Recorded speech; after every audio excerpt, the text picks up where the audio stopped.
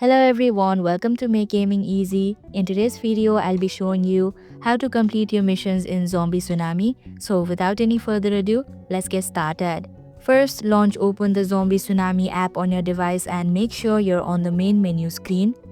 On the main screen, look for the mission option, tap on it.